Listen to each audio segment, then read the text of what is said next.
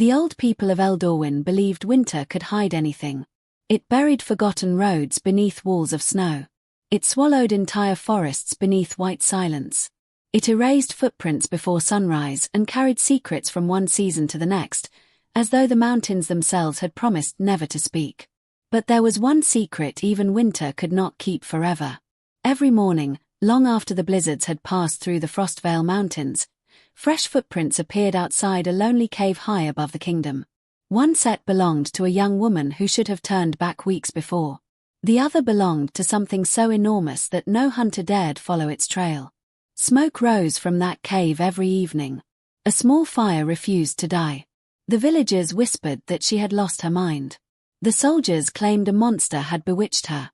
Yet when spring finally arrived and the snow released everything it had guarded for months, the kingdom discovered that the wounded creature she had refused to abandon was never simply a beast.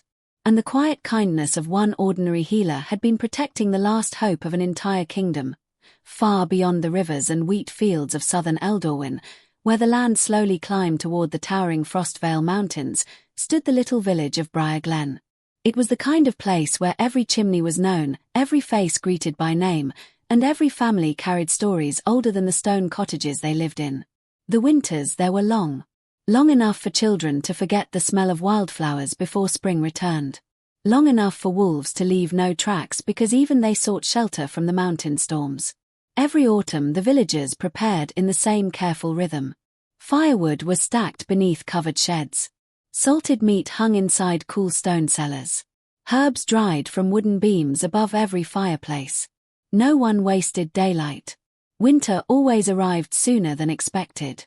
Among the villagers lived a young healer named Lyra. She owned no large home. No rich fields. No servants. Only a small stone cottage standing beside a narrow stream where her father had once grown healing herbs before illness quietly carried him away 3 winters earlier. His garden still surrounded the cottage. Even beneath frost, tiny patches of rosemary, sage, and winter mint clung stubbornly to life between flat stones. Every morning before sunrise, Lyra knelt there. She brushed fresh snow from the plants with careful fingers. She whispered softly as she worked. "Hold on a little longer." Perhaps she spoke to the herbs. Perhaps she still spoke to her father. No one knew. The villagers respected her because she never refused anyone who needed help. When old Mrs. Wren could no longer chop firewood, Lyra quietly filled her woodshed before dawn. When children caught winter fevers, she remained beside their beds through the night until the worst had passed. When shepherds returned from the mountains with frost-bitten hands, she treated them without asking for payment. Most left fresh bread, eggs, or bundles of wool outside her door anyway. Kindness often returned in quiet ways. Her father had taught her that.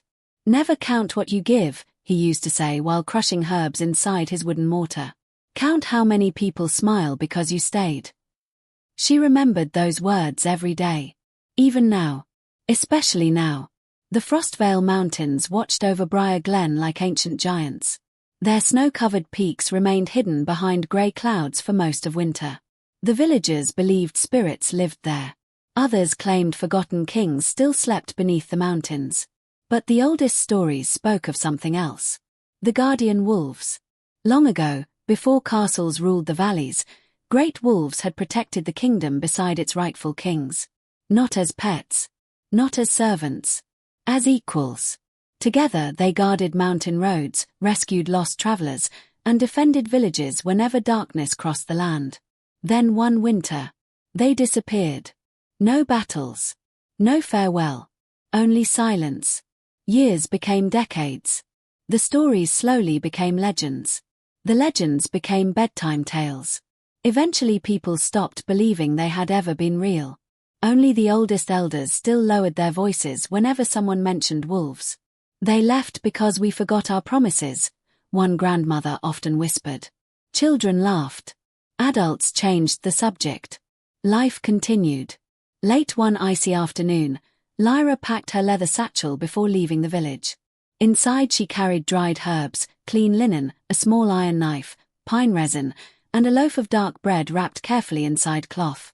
Old Rowan, the village miller, noticed her heading toward the northern trail. He frowned. "You're climbing today." She smiled. The snowbell roots grow beneath the northern cliffs. They help with chest sickness. He glanced uneasily toward the mountains. Storms coming. I'll be back before dark. You said that last time. And I came back. He shook his head. One day those mountains won't return what they take. Lyra simply adjusted her cloak. If someone becomes ill tonight, I'll need those roots. There was no arguing with her after that. There never had been. The climb grew harder with every passing hour. Snow reached almost to her knees. Cold wind rushed through narrow mountain passes with a sound like distant voices whispering across stone. Pine branches bent beneath heavy snow until they nearly touched the ground. The world became white. White sky. White earth. White silence. Only her steady footsteps disturbed the stillness. At last she reached the northern cliffs where snowbell roots often survived beneath sheltered rocks. She knelt carefully. Brushing snow aside with gloved hands, she uncovered several pale green leaves. There you are. A gentle smile crossed her face. She carefully loosened the frozen soil using her knife. Just as she reached for the first root, a thunderous crack split the mountain. She looked up. High above, a massive sheet of ice broke free from the cliff. Snow exploded downward. The ground trembled beneath her boots.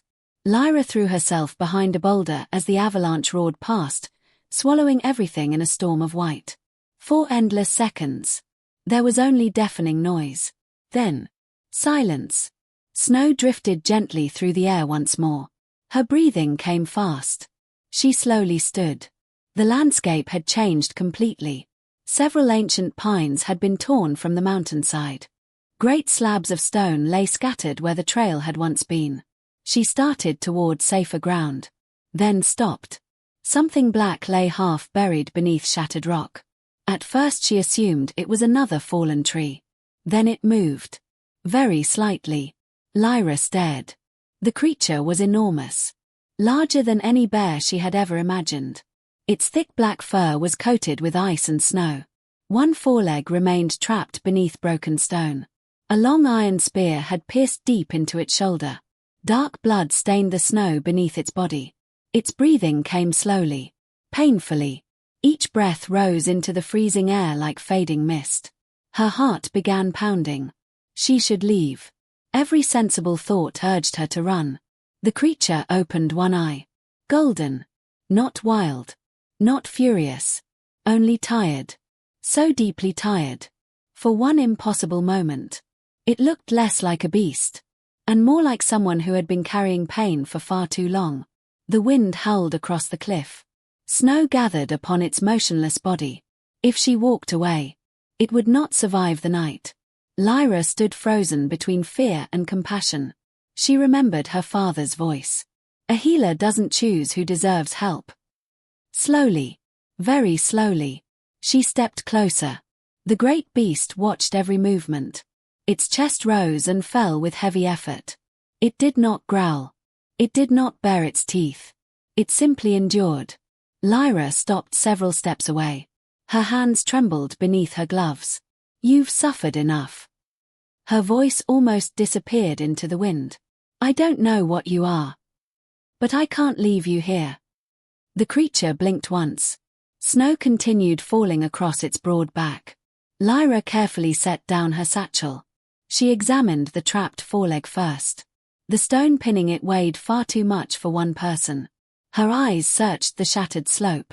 Nearby lay a long pine trunk broken by the avalanche.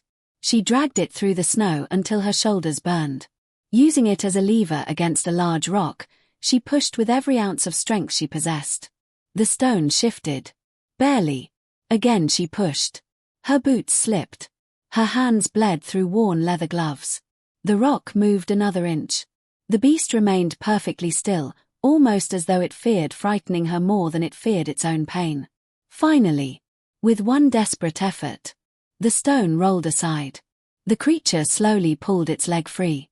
It tried to stand. Its front legs buckled immediately. The wounded giant collapsed heavily into the snow. Lyra rushed forward without thinking. She stopped herself only when she realized how close she now stood. close enough to touch it. The spear remained lodged deep inside its shoulder. Removing it carelessly could kill the creature. Leaving it would certainly do the same. She looked into those golden eyes again. No anger. Only quiet acceptance. As though the beast had already prepared itself for death.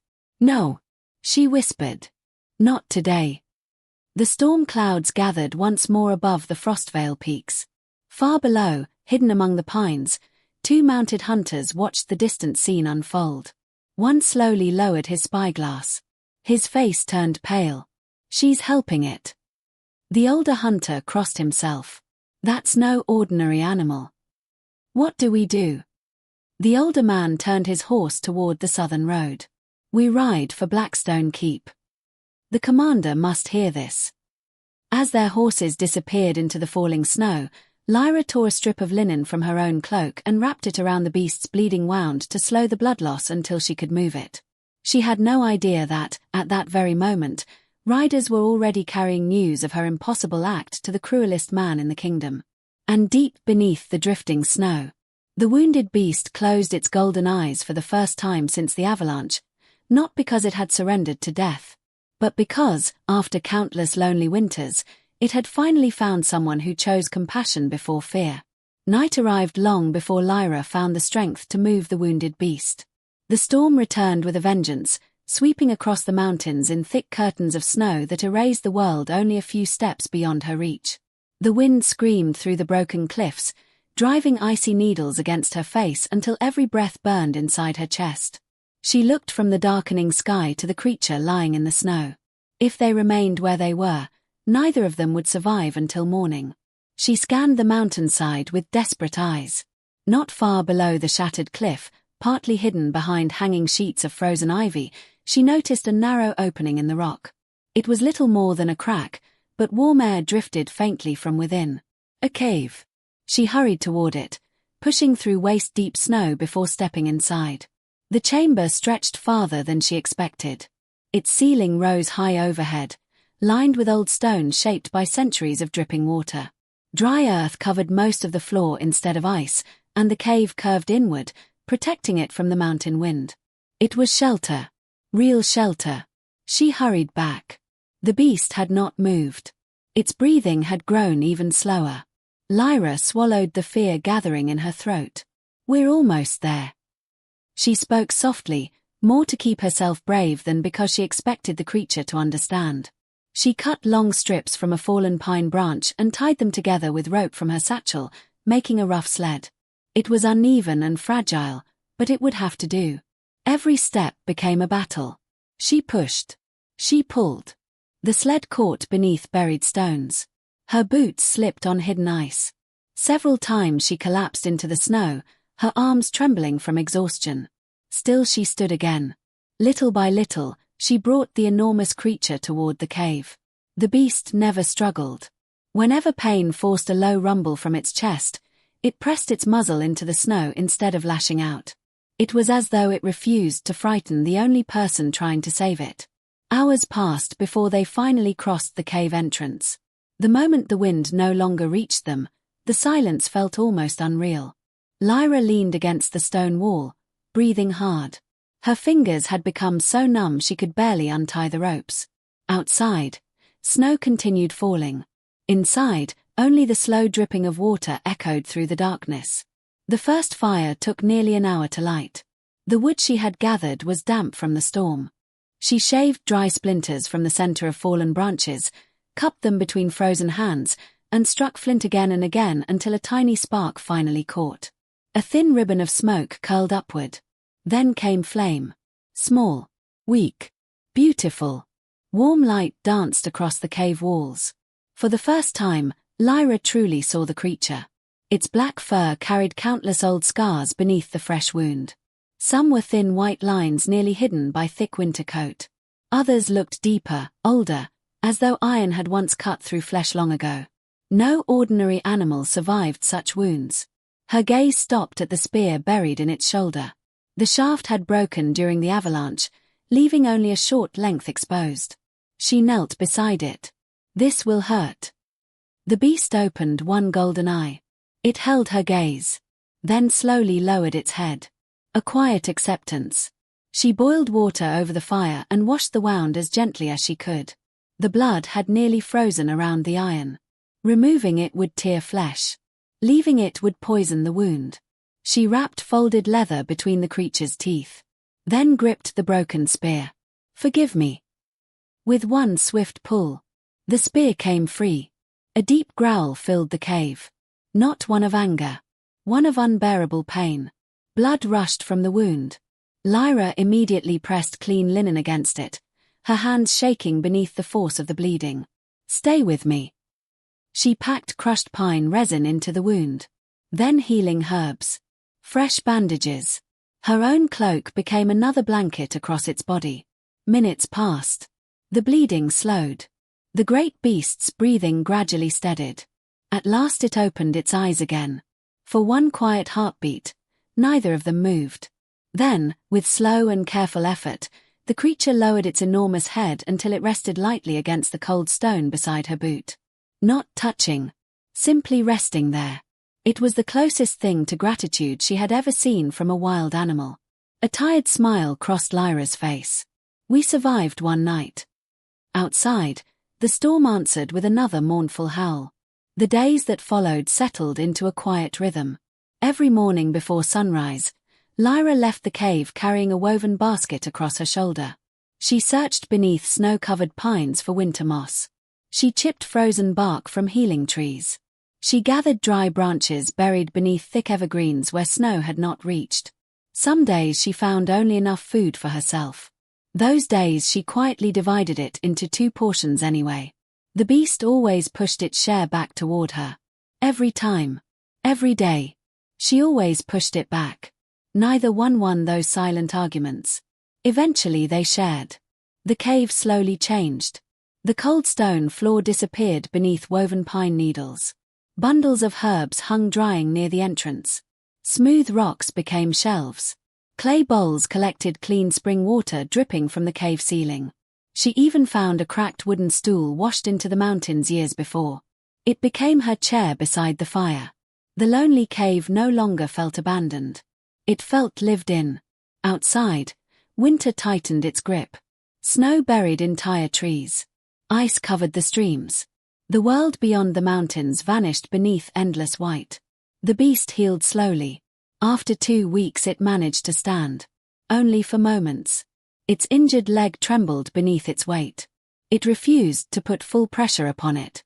Whenever Lyra approached with fresh bandages, it quietly lowered itself again without resistance. Once, while replacing the herbs around its wound, she noticed something strange. Its fur shimmered faintly, only for an instant, as though silver light had flowed beneath black skin before disappearing again. She blinked. The glow vanished. Perhaps it had only been firelight. She told herself she had imagined it. Still, she found herself watching more carefully afterward. Not all visitors walked on 4 legs.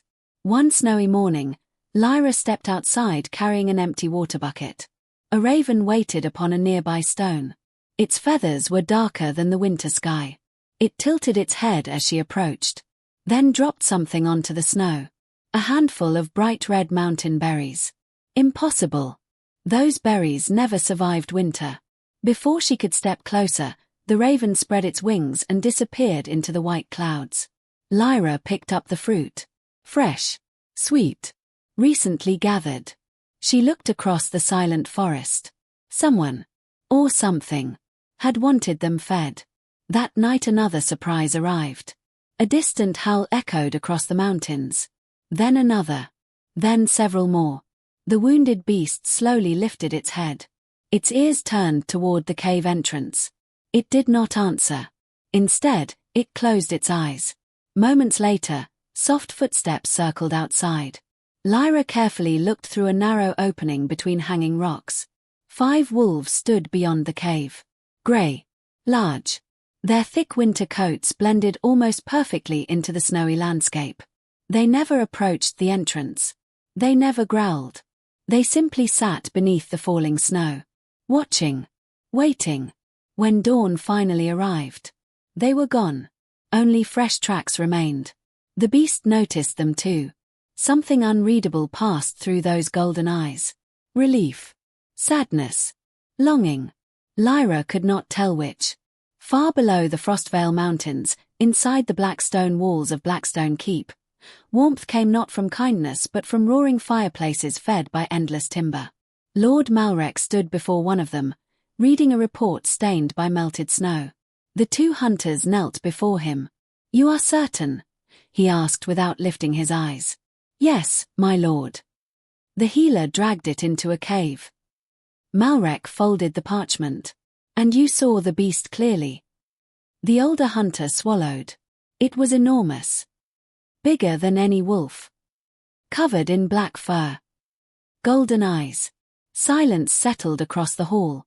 Malrek slowly walked toward the narrow window overlooking the frozen valley. His reflection stared back at him from the glass. Older. Harder. More dangerous. "So," he whispered, "you survived." The hunters exchanged nervous glances. "My lord." Malrek turned. His expression had become colder than the mountains themselves. "You saw nothing. You'll speak of this to no one. If word spreads." He left the threat unfinished. It did not need finishing. The men lowered their heads immediately. "Yes, my lord." After they left, Malrek unlocked a heavy iron chest hidden behind a tapestry. Inside rested several ancient scrolls bound with faded blue ribbons. He opened one carefully. A painted image looked back at him. A great black wolf. Golden eyes. A crown formed from silver branches. His jaw tightened. The last guardian. He closed the scroll. Then rang a small iron bell. Moments later, Captain Aldrin entered the chamber. "You summoned me." Malrek nodded once. "Gather 50 riders. Search every trail leading into the Frostveil Mountains. If you find the healer." He paused. "Bring her alive." "And the beast?" The commander's eyes became as empty as winter. "Leave nothing breathing."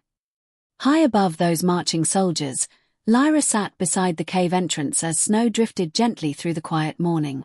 The beast slept peacefully behind her. For the first time since finding him beneath the broken cliff, his breathing sounded calm. She smiled to herself. Perhaps they had been given more time than she feared. Then the mountain wind shifted. It carried a new sound. Very faint. Almost impossible to hear. Horse hooves. Many of them. Echoing somewhere far below the frozen valleys. Lyra slowly stood. Her smile disappeared. The mountains had remained silent for weeks. Now, they were warning her. The sound disappeared almost as quickly as it had come. Lyra stood motionless at the mouth of the cave, listening as the wind swept across the mountain ridges. Snowflakes drifted through the pale morning light, settling gently upon the rocks around her. The distant echo of hooves had vanished, swallowed once more by the endless wilderness. Anyone else might have convinced themselves they had imagined it. Lyra could not. The mountains had taught her to trust quiet things. The faint crack of distant ice. The restless flight of ravens. The sudden stillness of birds before a storm. They always meant something. She slowly looked toward the valley hidden beneath clouds of drifting snow. "They're coming." Her words barely rose above a whisper. Behind her, the great black beast opened his golden eyes. He had heard them too. Winter settled deeper over Frostveil. Days blended into one another until time was measured not by calendars, but by the height of the firewood pile and the number of dried herbs still hanging inside the cave. Some mornings the sky remained dark until nearly midday. Other days sunlight painted the snowy mountains with pale gold before disappearing behind thick grey clouds once again. Life became beautifully simple. Every sunrise began with work. Every evening ended beside the fire. Lyra repaired torn blankets using old wool from her satchel. She boiled roots into warm broth. She replaced the healing bandages wrapped around the beast's shoulder. Each day the wound looked cleaner, healthier. The angry redness slowly faded. Fresh fur had already begun growing around the edges. "You heal quickly." She smiled while grinding herbs inside a small stone bowl. "I wish people healed half as well." The beast watched her quietly. His ears flicked at the sound of her voice. She often found herself talking while she worked. Not because she expected replies. Because silence no longer felt empty. One evening, after feeding the fire, Lyra noticed the beast struggling to rise. His injured leg shook beneath him. Instead of collapsing as before, he remained standing. Slowly, carefully, he took one step, then another. His breathing remained steady. He reached the cave entrance and stopped. Moonlight washed over the snowy valley beyond. For a long while he simply stood there, watching, as though remembering a world he had not seen in many years. Lyra remained where she was. She understood. Some moments belonged to silence. Eventually the beast looked back toward her. Their eyes met. Then, for the very first time, he lowered his massive head. A slow bow. Not from weakness. From respect. Lyra's breath caught. Without thinking, she stepped closer. Very gently. She rested her hand against the thick fur beneath his neck. Warm. Soft. Alive. The great creature did not move. His eyes slowly closed. Outside, snow continued falling around them, wrapping the mountain in quiet white peace. A bond neither of them had expected had become something impossible to deny. The following morning brought another mystery. Fresh paw prints surrounded the cave. Not one set. Dozens. Large wolves. Small wolves. Young ones. Old ones. They had circled the shelter throughout the night. Yet none had crossed the invisible line leading directly to the entrance. It was almost as though they were standing guard. Lyra knelt beside one enormous print. It was far larger than the others. She compared it with the beast's paw resting beside the fire. Almost identical. She looked toward him. You know them. The beast remained still. But his ears lifted ever so slightly. That tiny movement answered more than words ever could. As the weeks passed, strange gifts continued appearing. One morning she found fresh fish lying upon a flat stone outside the cave. The nearby streams had frozen solid weeks earlier. Another day, bundles of mountain herbs she had searched for unsuccessfully appeared neatly arranged beside the entrance. Even the firewood she struggled to gather seemed to multiply overnight. Someone, or something, was helping them. Lyra never once saw who left the offerings. Yet every dawn she whispered the same words. Thank you. The wind carried her gratitude into the forest. Somewhere beyond the trees, a grey wolf quietly disappeared among the pines. Far below the mountains, fear spread much faster than snow. Lord Malrek understood people better than he understood truth. Truth required patience. Fear required only a rumor.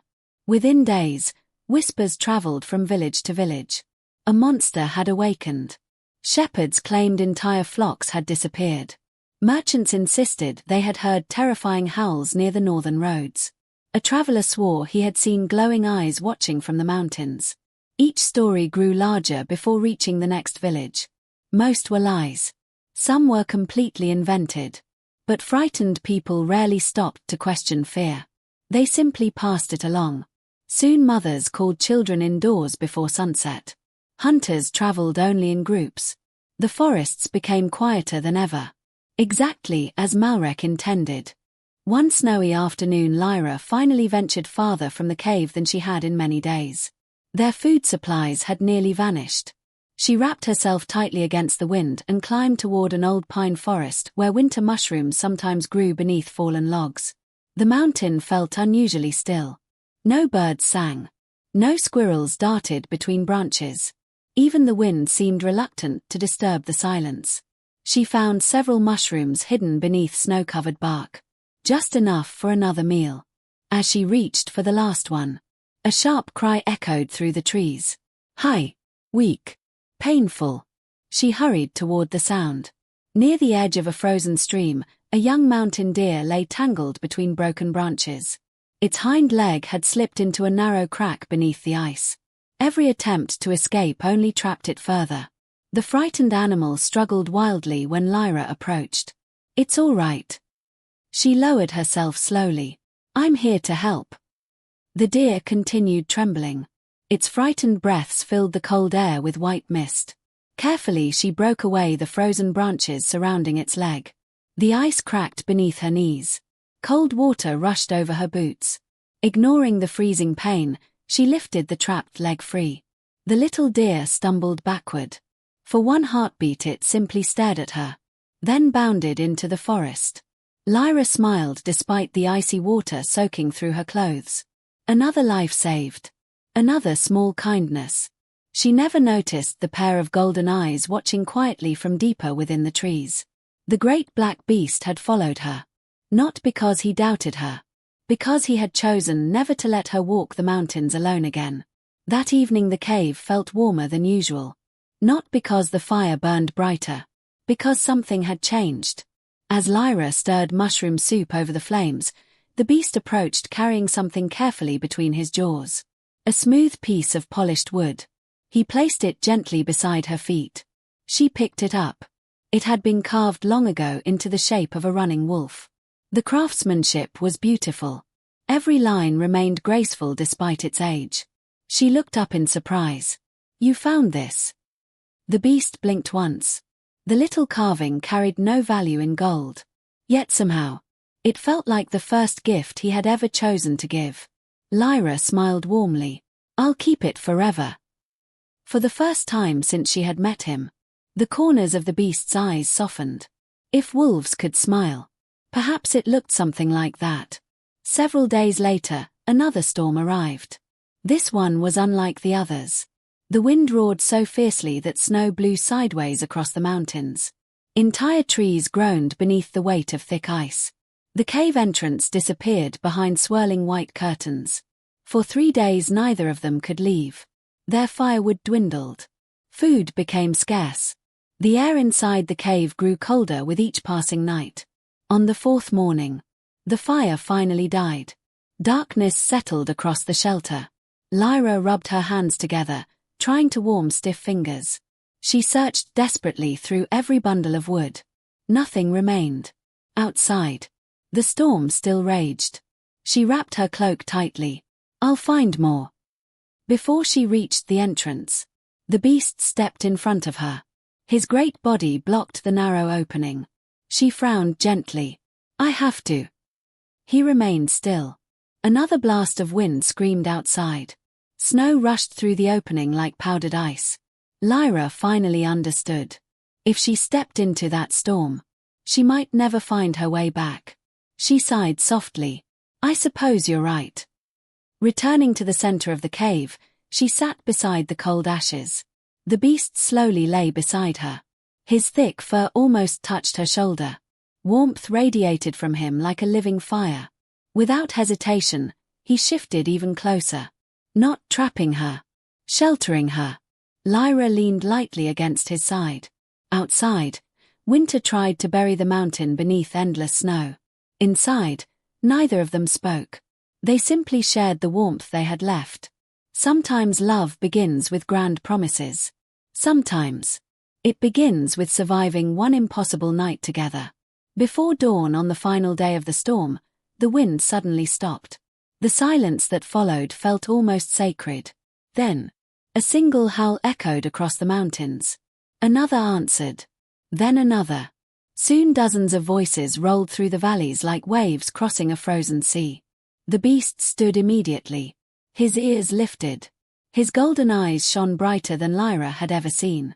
She hurried beside him to the cave entrance. The blizzard clouds slowly parted. Moonlight spilled across the untouched snow. And there, standing upon every ridge surrounding the cave, were wolves. Grey wolves. White wolves. Black wolves.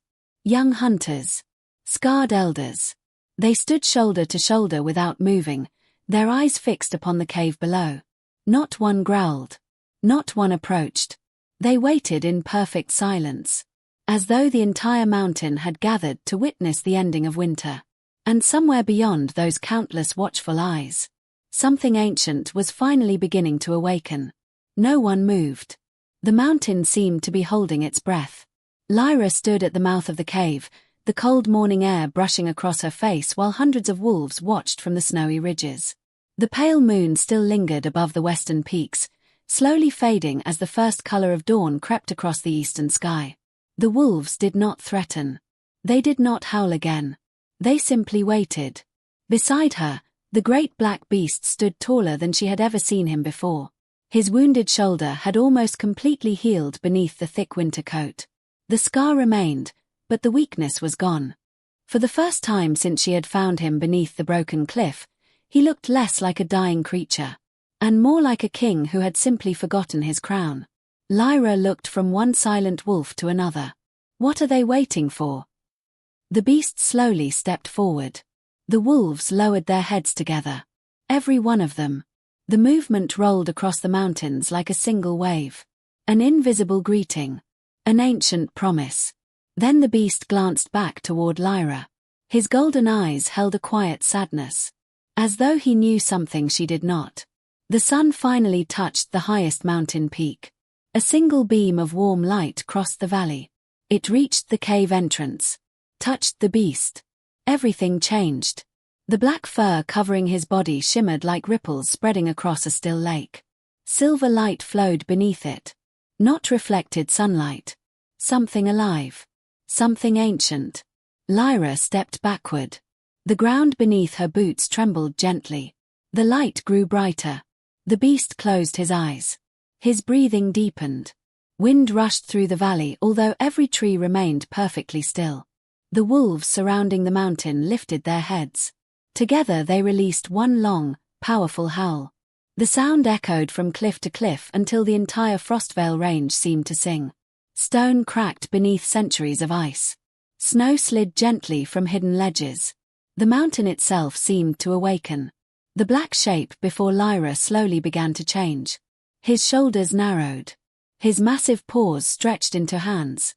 The thick fur dissolved into drifting silver light that circled him like falling leaves. Lyra could neither breathe nor look away. Within moments, a tall man stood where the wounded beast had been. Long dark hair rested across broad shoulders. His clothes appeared woven from grey leather and deep blue cloth trimmed with silver thread unlike anything she had ever seen. Around his shoulders hung a heavy cloak lined with white wolf fur. His eyes. They remained exactly the same. Golden. Gentle. Endlessly weary. He slowly opened them. The morning sun caught the silver markings that shimmered faintly across his skin before fading from view. For a long time, neither of them spoke. The silence carried months of shared hardship. Shared trust. Shared survival. Finally, the stranger bowed his head. Not as a ruler. As someone offering gratitude. My name. His voice was calm, deep, and carried the quiet strength of ancient forests. Is Kaelen. The sound of another human voice inside the cave startled Lyra far less than she expected. Perhaps somewhere deep inside her heart. She had already known. You remember how to speak. A faint smile touched his face. I never forgot. My curse stole my form. Not my soul. Lyra looked at him carefully. You were never a beast. Kaelen lowered his eyes. I became one the day my people fell. Outside, the wolves slowly descended from the surrounding hills. Dozens. Then hundreds. Yet none rushed toward Kaelen. Each approached with calm dignity before lowering its head. One elderly grey wolf carried white scars across its muzzle. Another limped slightly on an old injury. Young wolves waited patiently behind experienced hunters. No jealousy. No struggle. Only respect. Kaelen greeted every one of them with a gentle touch across the forehead. He knew them all. Every face. Every scar. Every life. Lyra watched quietly. These were not animals gathering around their leader. They were family welcoming someone they believed they had lost forever. A tiny wolf pup, no larger than a shepherd's dog, finally broke the solemn moment. It bounded happily through the snow before tumbling clumsily into Kaelen's boots. The Alpha King laughed. The sound surprised even him. It carried warmth untouched by sorrow. He lifted the pup into his arms. The little creature licked his face enthusiastically while older wolves watched with what almost looked like relief. Even after all the years, he could still laugh. Kaelen turned toward the cave. There is something you deserve to see. He led Lyra deeper inside than she had ever explored before. Until then she had believed the cave ended at the fire pit. Instead, a narrow passage curved behind a wall of hanging stone. As winter ice melted under the morning warmth, water trickled down the rocks. A hidden doorway slowly appeared, covered for generations beneath frozen crystal. Kaelen rested one hand upon the ancient stone. Soft silver light spread beneath his fingers. The doorway rumbled open. Cool air drifted outward carrying the scent of old cedar, rain, and wildflowers. Impossible scents after such a winter. They stepped inside. Lyra stopped in astonishment. An enormous sanctuary stretched beneath the mountain. Stone pillars rose toward a ceiling sparkling with natural crystals. Sunlight poured through narrow openings high above, filling the chamber with gentle gold. Ancient statues stood in silent rows. Each depicted a king standing beside a great wolf. Neither ruled over the other. Both faced forward together. At the center of the sanctuary rested a circular pool so clear its water reflected the ceiling like polished glass. Around it grew living trees. Green. Healthy. Covered in fresh leaves despite the snow still covering the world outside. Spring had reached this place long before the mountains. Kaelen spoke softly. This was the Hall of Guardians. Our home. Lyra walked slowly among the statues. Every face carried quiet determination. Every wolf stood proudly beside its companion. No chains. No collars. Only trust. She gently touched one weathered carving. They were real. They always were. Near the center of the sanctuary stood an ancient stone table. Upon it rested a beautifully crafted crown. Not made from gold. Living silver branches twisted together like growing vines. Tiny crystal leaves shimmered beneath the light. Kaelen approached it slowly.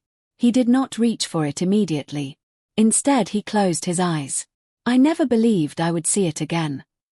His fingers finally touched the living silver. The branches brightened.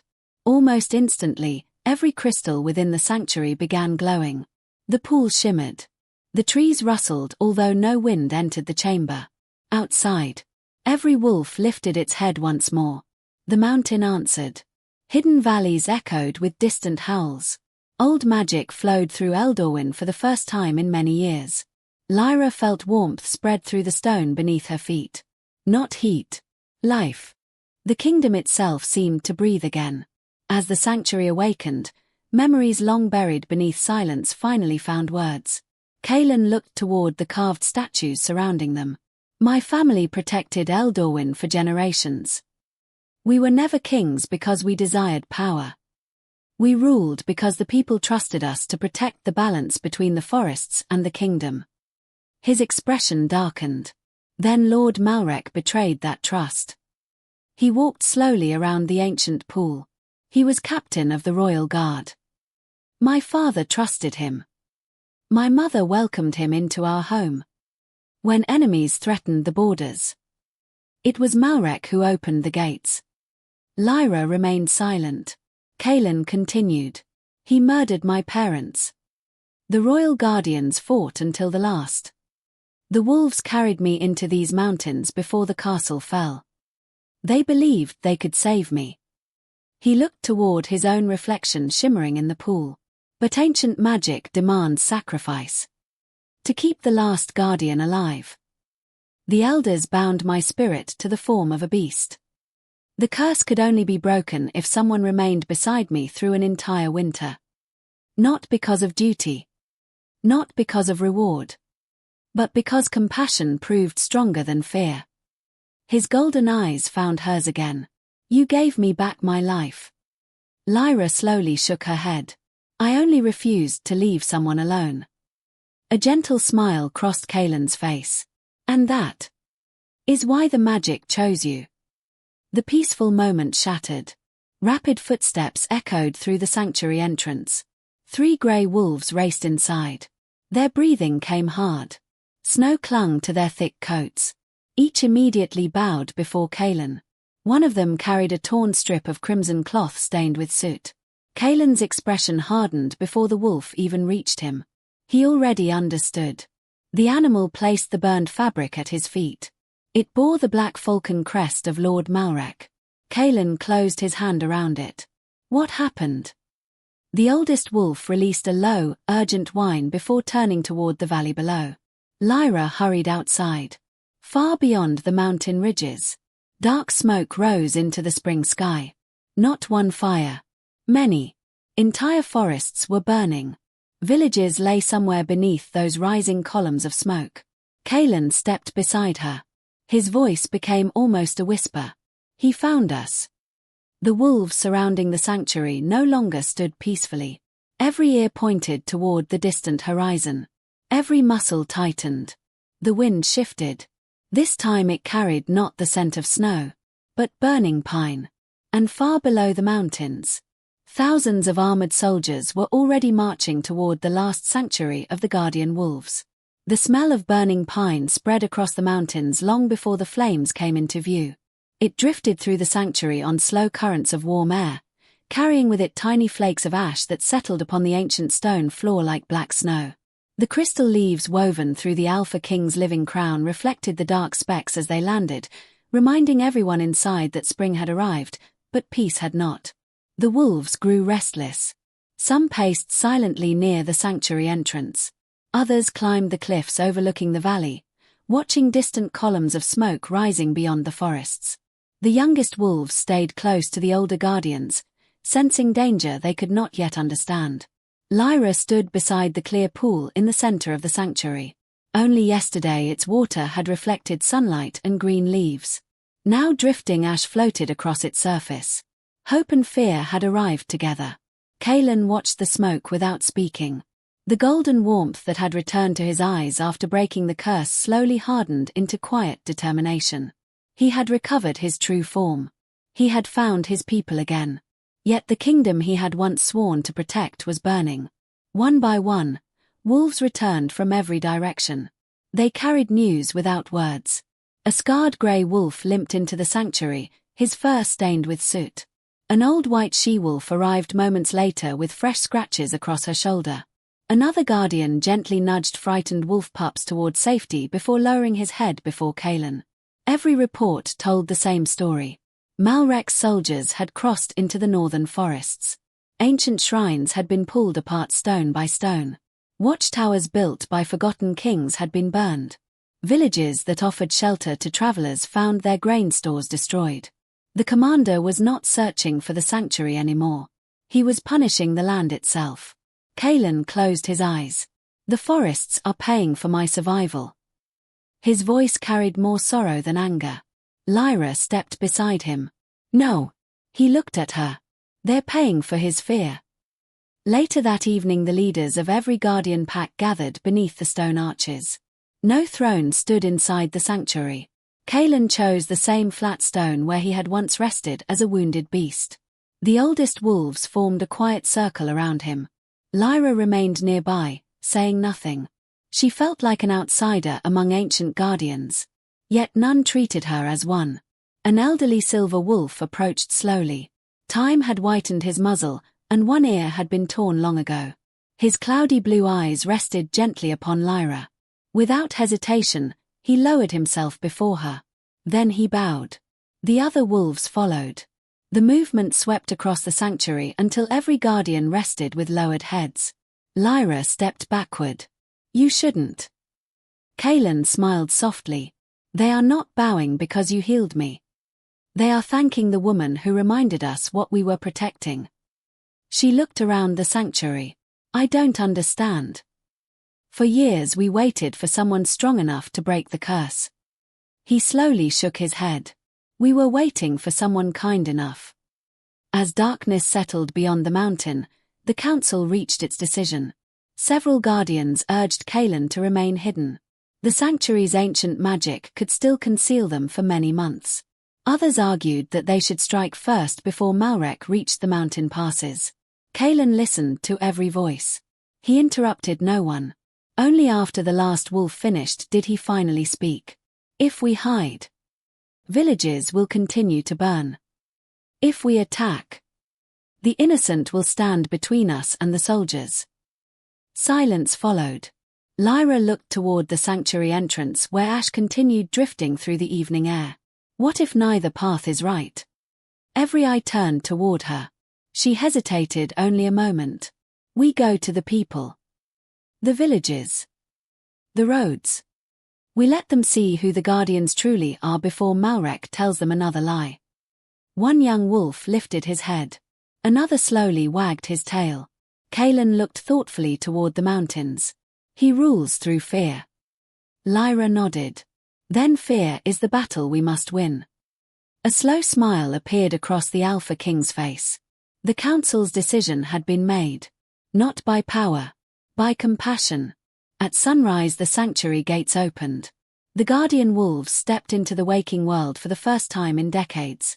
Mist drifted through the valleys while melting snow carried fresh streams toward the rivers below. Spring birds returned to branches that had stood empty throughout winter. The kingdom itself seemed unsure whether to celebrate or mourn.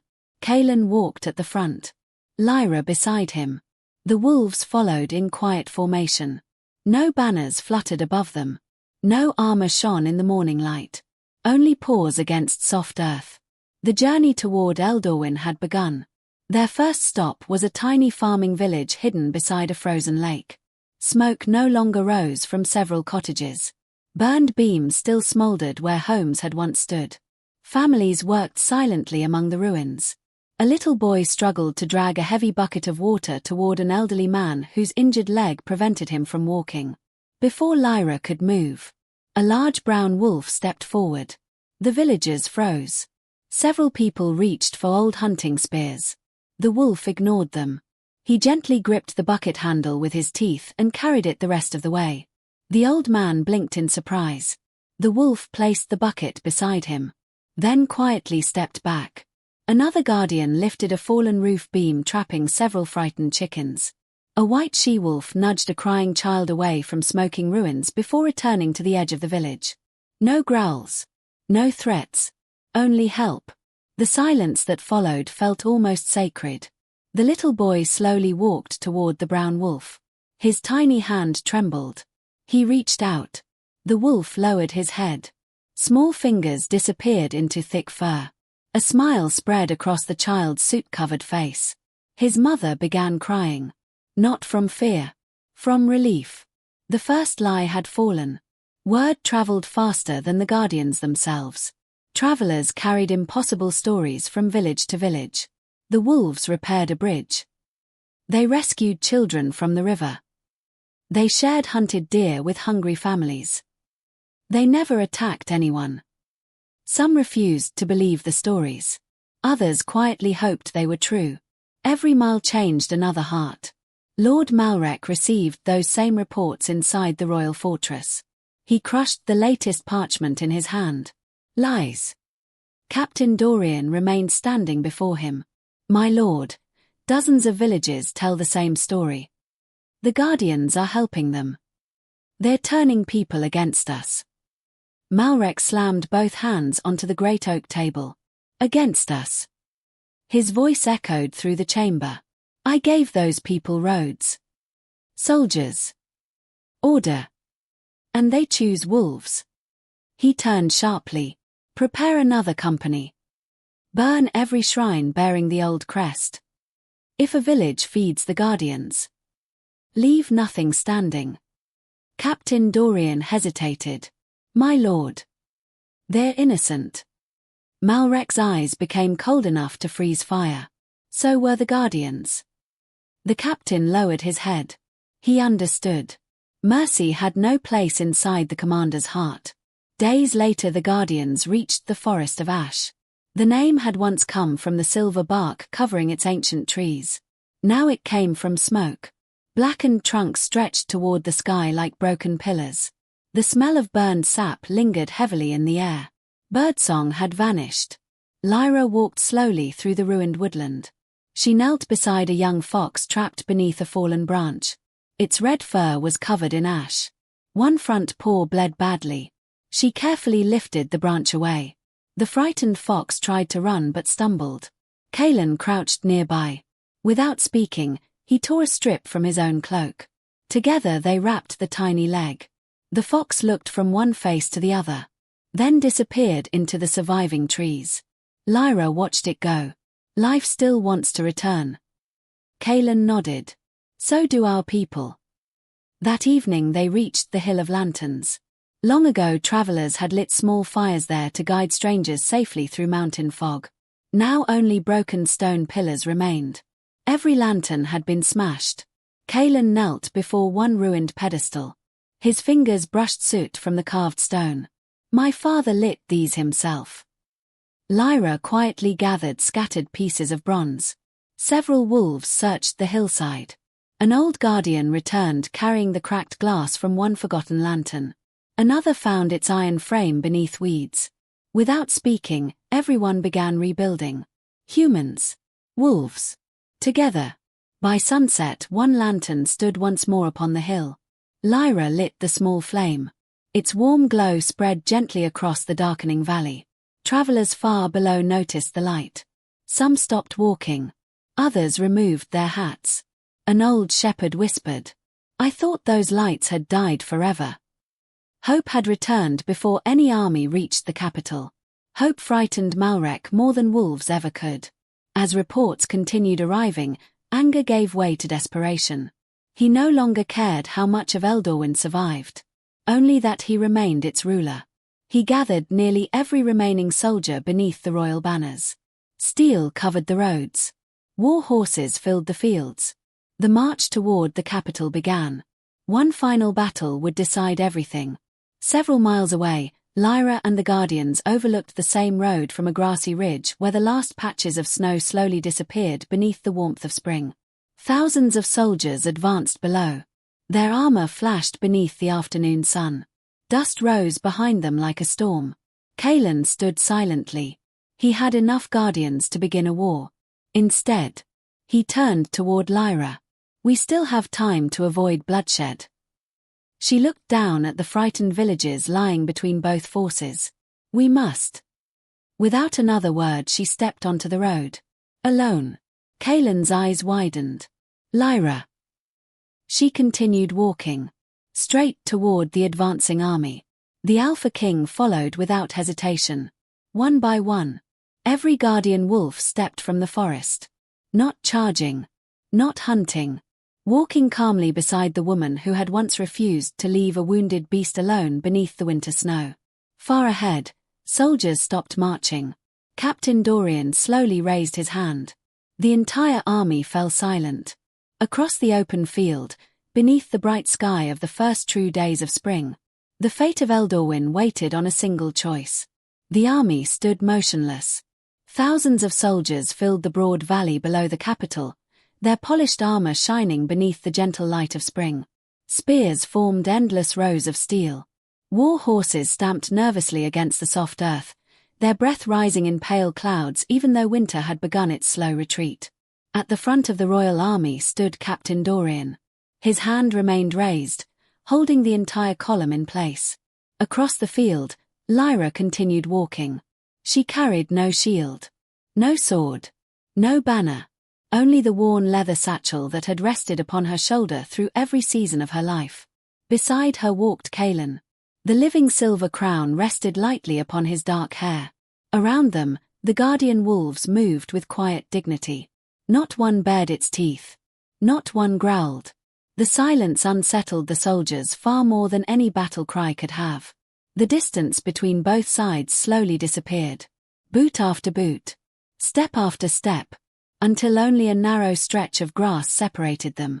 A warm breeze carried the scent of fresh pine across the valley.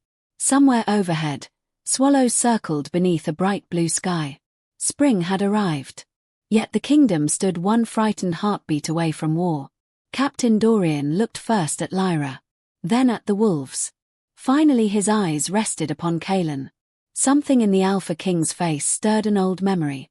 Many years earlier, as a young recruit, he had once stood guard outside the royal palace. He had watched a young prince walk through the gardens with great wolves at his side.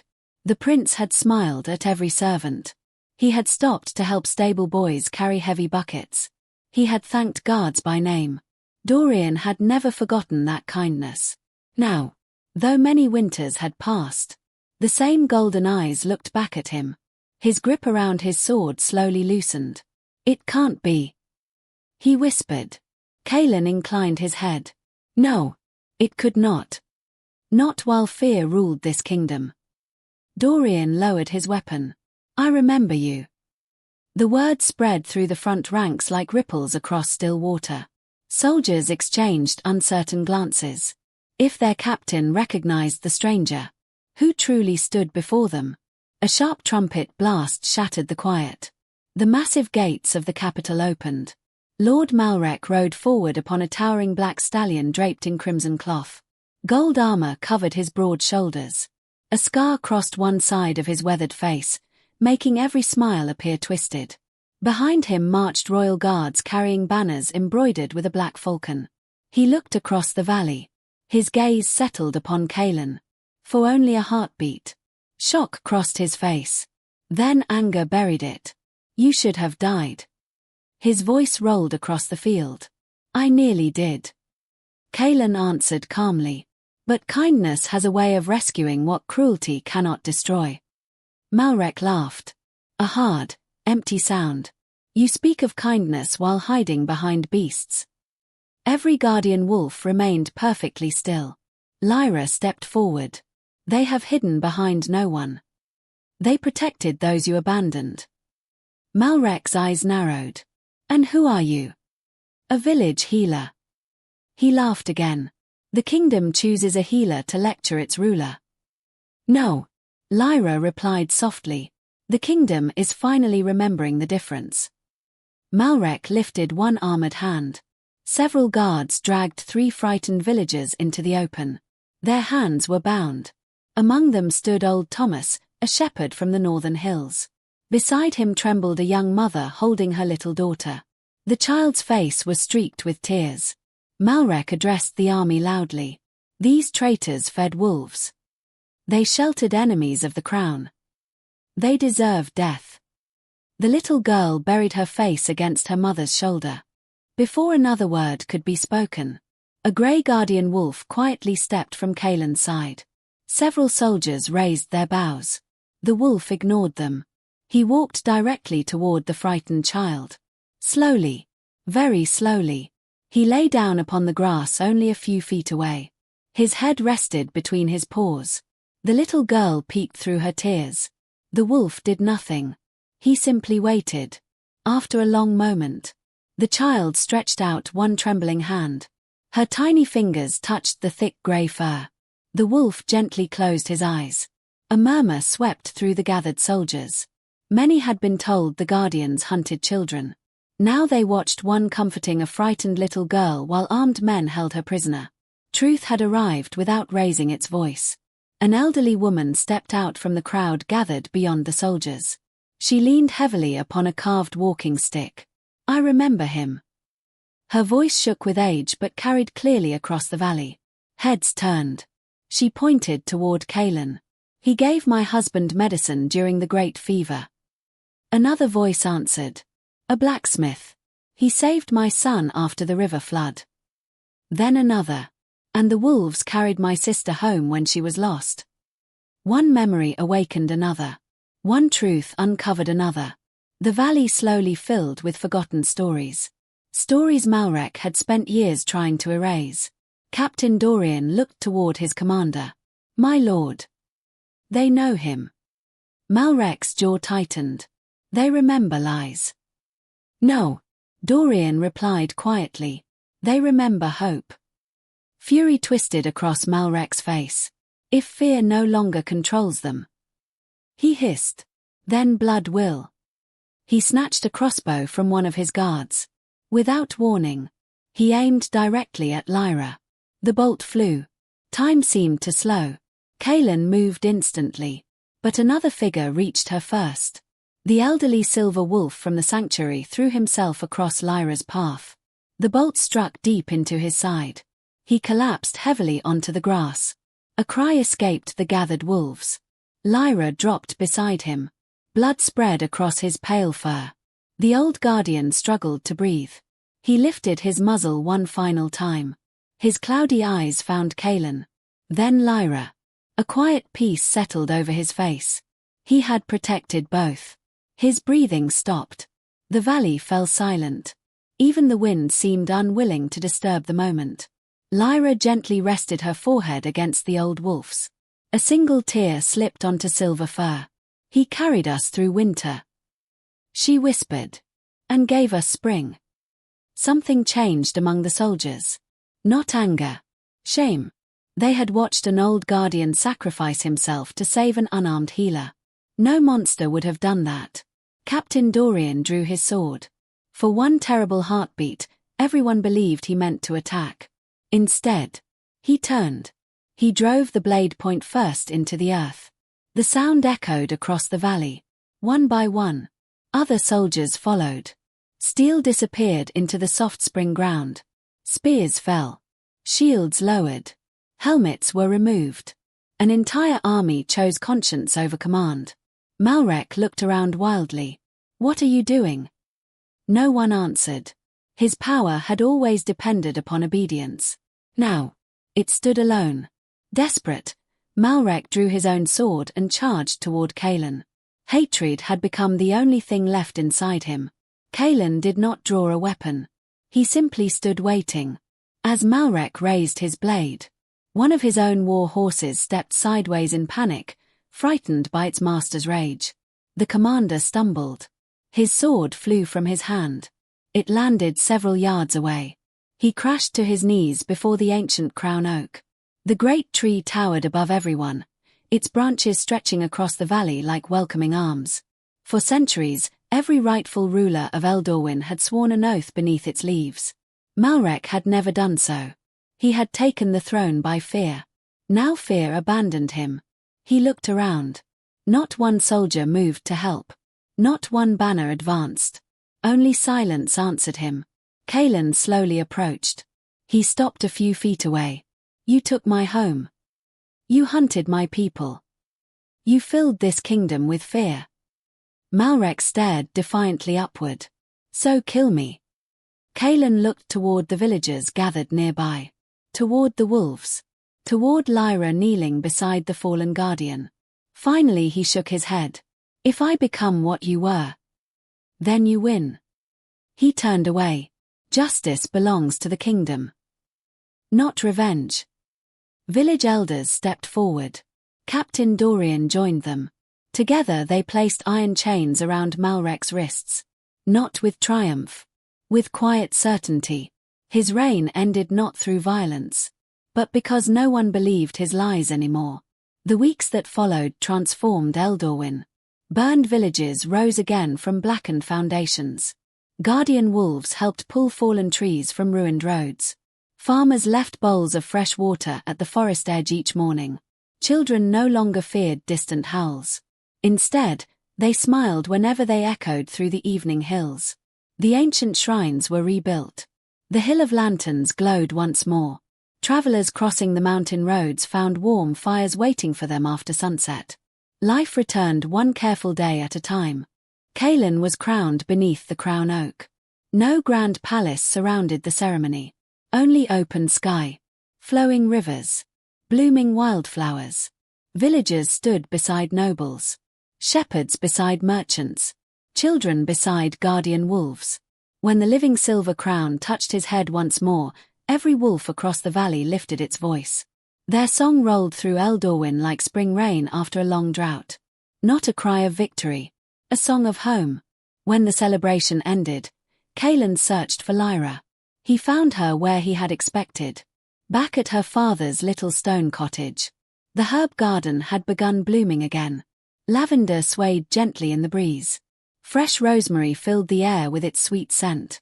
She was kneeling beside a young fox, wrapping its injured paw with clean linen. Kaelen smiled. The kingdom is looking for its greatest hero. Without looking up, Lyra laughed softly. "I think the kingdom already has one. It has a king." He shook his head. "It has something far rarer."